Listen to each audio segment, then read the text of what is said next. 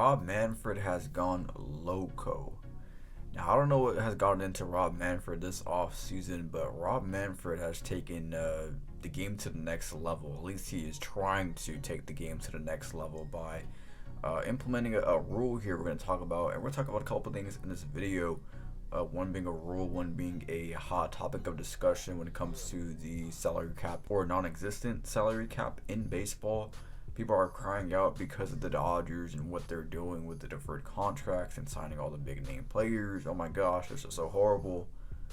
But just a couple of years ago, it was, oh, ha ha ha, look at the Dodgers. They can't get out of the first round, ha ha ha. And now look at us now. And so I think it's just funny how the narrative changes because people love to hate on the Dodgers. That's what they do. And so now we're hitting on the Dodgers because we spent all this money and we defer contracts and we sign players and players want to come play with us. But just a couple years back, it was just look at us, laughing stock of MLB, COVID ring, fake championship, 60-game Mickey Mouse, can't get out of the NLDS, losing to the Padres, losing to your division rival D-backs, and whatnot, and choke artists, whatever. And so now we're getting all the hate for, just kind of becoming a super team. And I hate the term super team so much, but people use it. I don't know why you use it or say it, but regardless, does MLB need a salary cap? I don't think they do. I don't think baseball needs a salary cap, hasn't had a salary cap, and so I see no reason why to add a salary cap. Now, people may say, well, you can add a salary floor.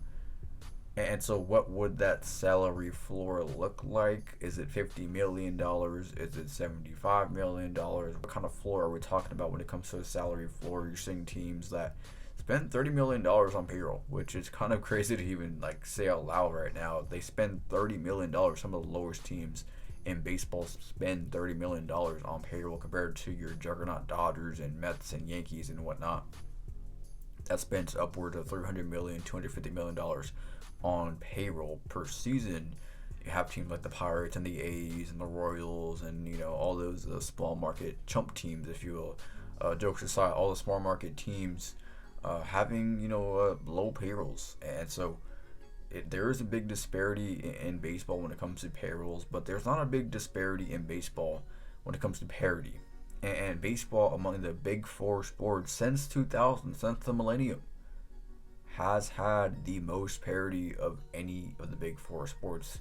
That includes 16 World Series champions. 16 different teams have won the World Series. And it's crazy to even say that. 16 different teams have won the World Series since 2000. That's pretty good if you ask me. So that's, 8, 7, 9 years that, teams repeated or whatnot.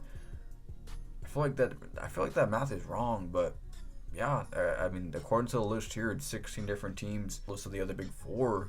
The next closest is the NHL. I don't know why this person didn't do the NHL, but Stanley Cup champions, 14 different Stanley Cup champions since 2000, 13 different Super Bowl champions since 2000, and 11 different NBA champions since 2000. So baseball reigns supreme again with the most parity, the most unpredictability, and that's not a surprise to anybody that watches baseball or knows baseball or loves baseball. We know that baseball has the most parity.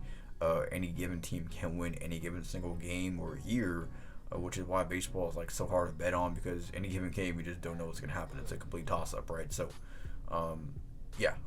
baseball to me is the most parity, and so I don't think it needs a salary cap. I just don't. I think fans are just mad because the Dodgers are about to become a dynasty. I think we're kind of staring right in the face of a Dodger dynasty here soon, really, really soon. And fans are mad about that, so they want a salary cap, cap off the Dodgers, if you will. Of course, the Mets created the Cohen tax, right? The Cohen tax, luxury tax, an upper threshold from the luxury tax. So we'll see the Dodgers do create a sort of cap, the Dodger cap, we'll call it. But for me, my personal take, there does not need to be a salary cap.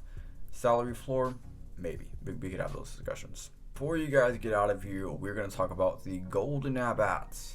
Yes, the golden at-bat creating buzz, as Rob Manfred is saying. There's rumors out there. It just kind of leaked out of left field. This random, tweet. No, I don't even know where it came from, who leaked it out first, but golden at-bat rule coming to MLB. I feel like it's coming. I mean, you don't say these things without it coming, do you? I mean, maybe they'll try it in the minor leagues. I don't know, because we've seen it with the robot umpires they do in the minor league systems and all this other rule changes they did in the minor leagues. Maybe they'll have this in the minor leagues and we'll test it out there before it comes to MLB. I don't know, but golden at bat rule. Do you guys want the golden at bat rule where apparently you could have at any given time in the game, you have one time per game usage to bring anybody from the lineup to the play at any given time. For example, if Otani is due up, let's just say fifth in the ninth inning, but you want him to hit second in the ninth inning and move up in the order and use your golden at bat, you could have Otani hit seconds in the ninth inning, moving him up like 3-4 spots from his original fifth spot, and Otani will bat second in the ninth inning. Does that mean he bats fifth again? I don't know. It'll be interesting to see that because base running and all that. So that I'm not too sure of how how wonky it gets there. But the fact of the matter is, do you want to see Otani come up at any given time in the game?